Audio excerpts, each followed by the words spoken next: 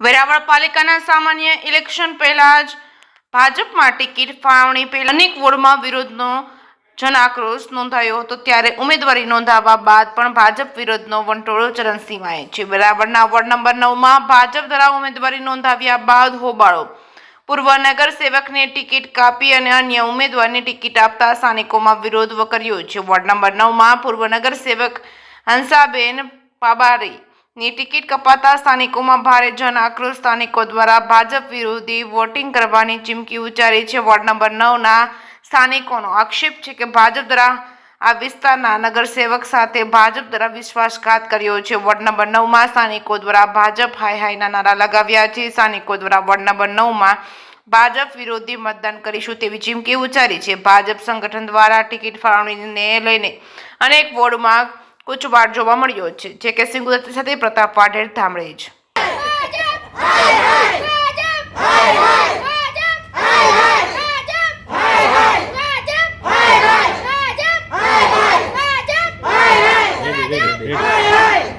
અંજુબેન ગોહેલ, શેરી નંબર 1, કોલાબા ડેલો।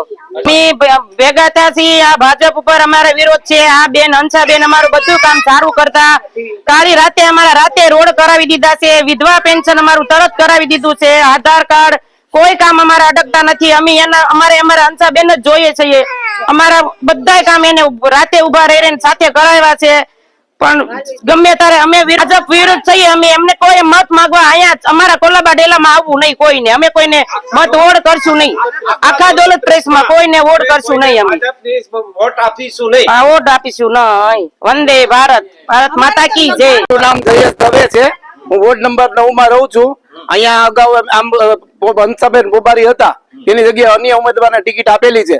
ખરેખર જે કામ કરતા હતા એને ભાજપે ટિકિટ આપેલી જ નથી, એને આપવી જોઈએ। એટલે અમે હવે આ વોર્ડ નંબર 9 ના તમામ કાર્યકરો તથા કર્મચારીઓ નક્કી કરેલું છે કે ભાજપ વિરુદ્ધ મતદાન કરવું। ગૌરીબેન ફોફંડી, સર, ગુણાતીત કોલોનીમાં અમારા એરિયામાં યોગ્ય ઉમેદવાર જરૂરી હતા, અમને યોગ્ય ઉમેદવાર મળ્યા નથી, એટલે અમે એનાથી વિરોધ છે, બરાબર। એટલે અમને યોગ્ય ઉમેદવાર મળે, હવે અમારી પાસે એક ઓપ્શન રહ્યું નથી કે તમે જે ઉમેદવાર ચૂંટ્યા એમાંથી જ અમારે વોટિંગ દેવું પડશે, પણ અમારે ઈ યોગ્ય નથી, અમે એમને કરશું નહીં ઉમેદવારી। અમે ભાજપને અત્યારે નહીં આપીએ વોટિંગ।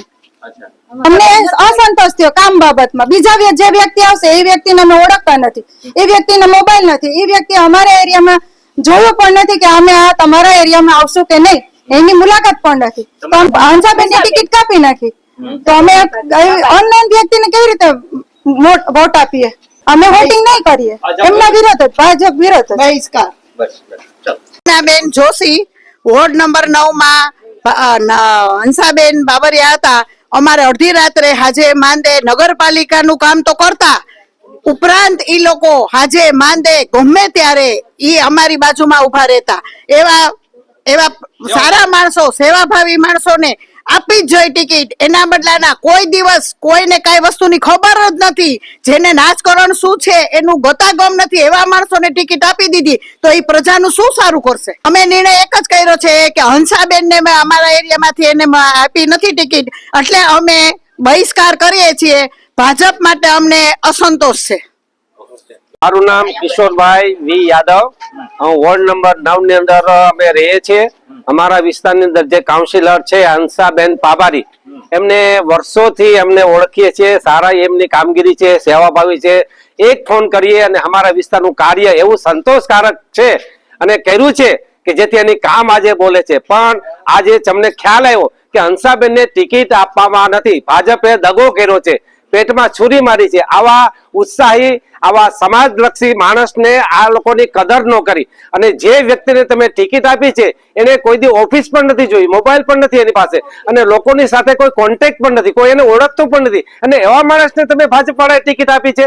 આ અન્યાય, આવા દાગાબાજ ભાજપ લોકોએ આવા માણસોની કદર નથી કરી। એટલા માટે અમે એવો નિર્ણય કર્યો છે કે હવે જે ચૂંટણી આવે છે એની અંદર અમે ભાજપ વિરુદ્ધ મતદાન કરીશું। જય સ્વામિનારાયણ।